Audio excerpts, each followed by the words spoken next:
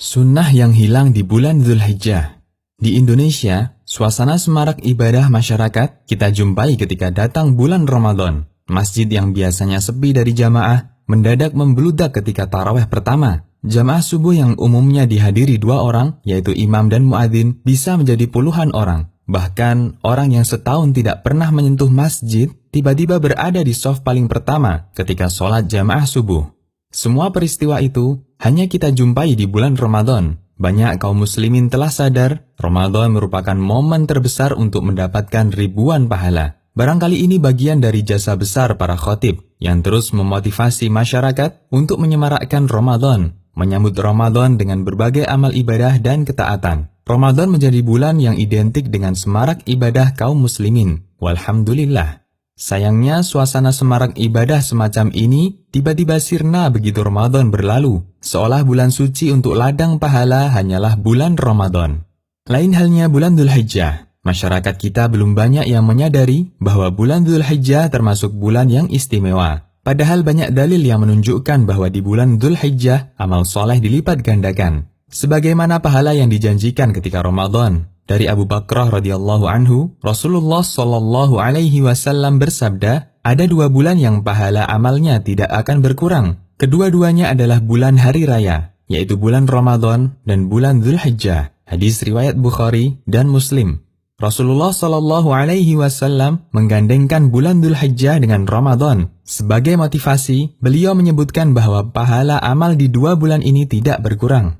Rentang waktu yang paling mulia ketika Dzulhijjah adalah 10 hari pertama. Di surat Al-Fajr Allah subhanahu wa ta'ala berfirman yang artinya demi Fajar dan demi malam yang 10.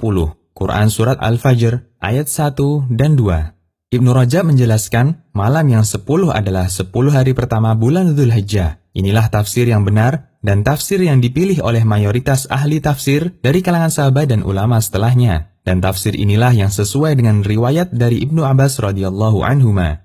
Allah bersumpah dengan menyebut 10 hari pertama bulan Dzulhijjah. Yang ini menunjukkan keutamaan 10 hari tersebut. Karena semua makhluk yang Allah jadikan sumpah adalah makhluk istimewa, yang menjadi bukti kebesaran dan keagungan Allah. Karena itulah, amalan yang dilakukan selama 10 hari pertama Dzulhijjah menjadi amalan yang sangat dicintai Allah, melebihi amal soleh yang dilakukan di luar batas waktu itu. Dari Ibnu Abbas radhiyallahu anhuma, Nabi Shallallahu alaihi wasallam bersabda, tidak ada hari di mana suatu amal soleh lebih dicintai Allah melebihi amal soleh yang dilakukan di 10 hari ini, yaitu 10 hari pertama Dzulhijjah. Para sahabat bertanya, wahai Rasulullah, termasuk lebih utama dari jihad fisabilillah? Nabi Shallallahu alaihi wasallam menjawab, termasuk lebih utama dibanding jihad fisabilillah. Kecuali orang yang keluar dengan jiwa dan hartanya ke medan jihad dan tidak ada satupun yang kembali, yaitu mati dan hartanya diambil musuh. Hadis riwayat Ahmad, Bukhari, dan Tirmidzi. Dalam riwayat yang lain, Nabi Shallallahu alaihi wasallam bersabda, tidak ada amalan yang lebih suci di sisi Allah dan tidak ada yang lebih besar pahalanya daripada kebaikan yang dia kerjakan pada 10 hari Al-Adha. Hadis riwayat Ad-Daraqutni dan dihasankan oleh Al-Albani.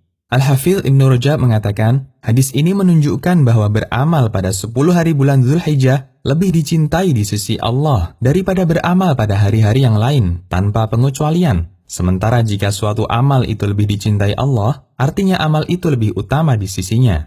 Diceritakan oleh Al-Mundhiri dalam At-Targhib wa Tarhib bahwa Sa'id bin Jubair, yaitu murid senior Ibnu Abbas, ketika memasuki tanggal 1 Dzulhijjah, beliau sangat bersungguh-sungguh dalam beribadah, sampai hampir tidak mampu melakukannya.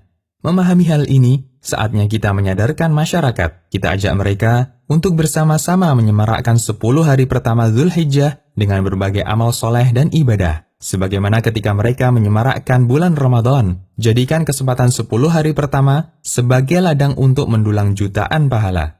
Lebih dari itu, ada beberapa amal soleh yang dianjurkan untuk dikerjakan selama 10 hari pertama Dzulhijjah. Di antaranya, memperbanyak puasa sunnah selama 9 hari pertama, memperbanyak takbir dan zikir, memperbanyak melakukan amal soleh apapun bentuknya. Wallahu a'lam. Konsultasi Syariah.